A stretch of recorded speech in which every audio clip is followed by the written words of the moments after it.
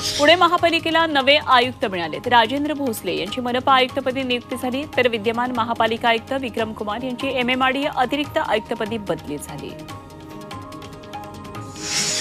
हिंगोली शहरातल्या अस्वच्छतेवरून युवक काँग्रेसनं आंदोलन केलं। नगर परिषदेनं शहरामध्ये सुशोभीकरणासाठी कोट्यवधी रुपये खर्च केले आणि तरीही अनेक भागामध्ये कचऱ्याचे ढीग साचलेत आणि या विरोधात युवक काँग्रेसनं नगरपालिकेसमोर कचरा टाकत घोषणाबाजी केली।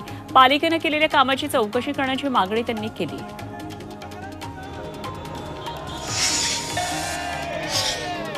कल्याण डोंबिवली महापालिका मुख्यालयावर नागरिकांनी स्वतःच्या तोंडाला काळं फासून निषेध मोर्चा काढला। कल्याण डोंबिवली दत्तनगर आयरे परिसरात क्लस्टर योजना राबवली जाणार आहे आणि यासाठी बायोमेट्रिक सर्वेक्षण केले जाते, मात्र काही भूमाफियांमुळे ते बंद पाडलं जात आहे आणि याबाबत जाब विचारण्यासाठी संतप्त नागरिकांनी हा मोर्चा काढला।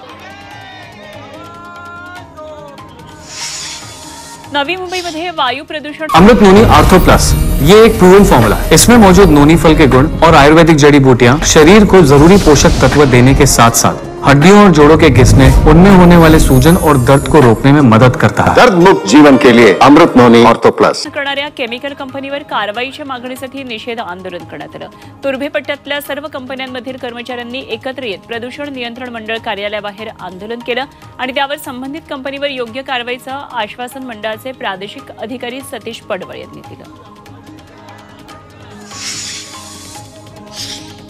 कल्याण डोंबिवली महापालिकेच्या बसेसमध्ये ज्येष्ठ नागरिकांना आजपासून विनामूल्य प्रवास करता येणार आहे। महिलांसाठी तिकीट दरामध्ये 50% सवलत असणार आहे। आज मध्यरात्रीपासून परिवहन उपक्रमाच्या बसेसमध्ये ही योजना लागू होणार आहे।